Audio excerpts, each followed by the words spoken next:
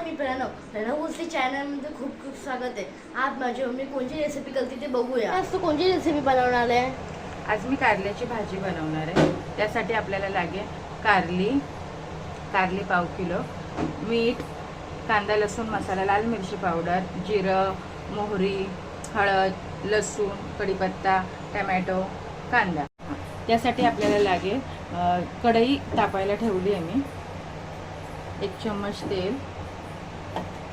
तेल तापलं की आपण जिरं टाकूया. जिरं 1 चम्मच,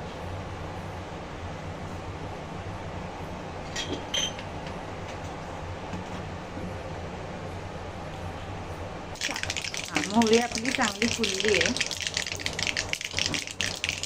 आवाज थांबला की आपण जिरं जिरा 1 चम्मच. बघा, लसूण आणि कढीपत्ता.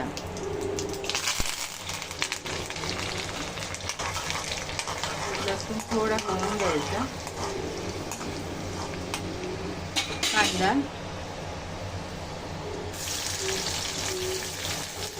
कांदा आणि टमॅटो सोबतच घालायचे.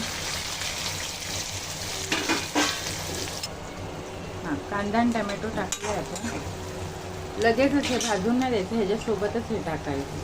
अशा पद्धतीत तुम्ही करून बघा.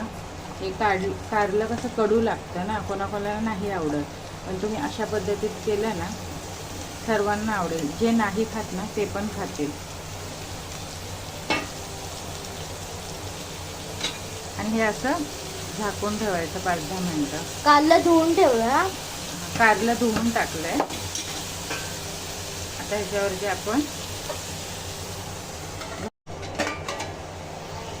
5 मिनिटांनी मी त्याला हलवून घेते. लवकर शिजतं कारलं, काही टाईम नाही लागणार. अशा पद्धतीत खूप टेस्टी लागतं. मला पण आवडायचं नाही, पण मी अशी करायला लागली ना तेव्हापासून मी स्वतः पण खायला लागली. 1 चम्मच मीठ. आता आपण मसाले टाकून घेऊया सर्व. 1 चम्मच, अर्धा चम्मच हळद,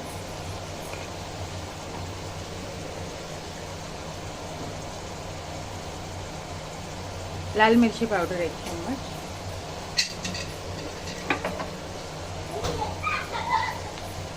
कांदा लसूण मसाला 1 चम्मच. असं मिक्स करून घेऊया. बघा, नक्की अशा पद्धतीत तुम्ही ट्राय करा. मग मला कमेंट करून सांगा तुमची कारल्याची भाजी झाली आहे कशी.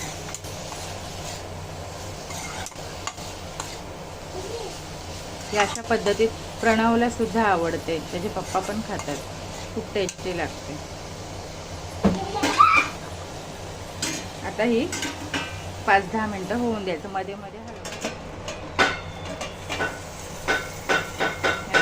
आपली भाजी आता रेडी झाली आहे. मी 2दा काढून चेक केली, हलवलं आहे 2-3दा. हे बघा,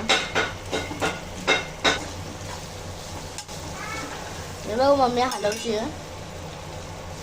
हे बघा, तुम्हाला दाखवते आपली भाजी झालेली आहे.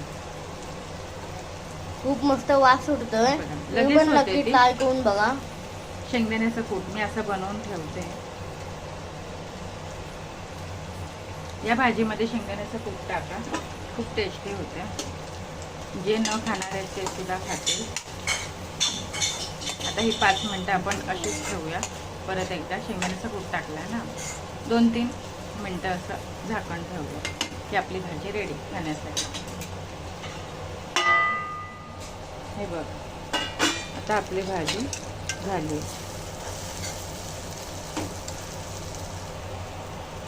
आता आपली भाजी रेडी झाली. आता प्रणव तुम्हाला टेस्ट करून दाखवेल.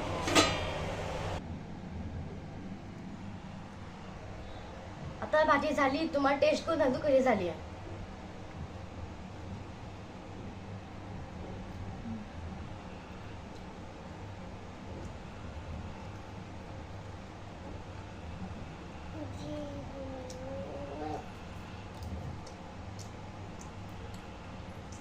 मस्त झाली. तुम्ही पण टेस्ट करून बघा, ट्राय करून बघा. तुम्ही लाईक करा, शेअर करा, कमेंट करा आणि सबस्क्राईब करा.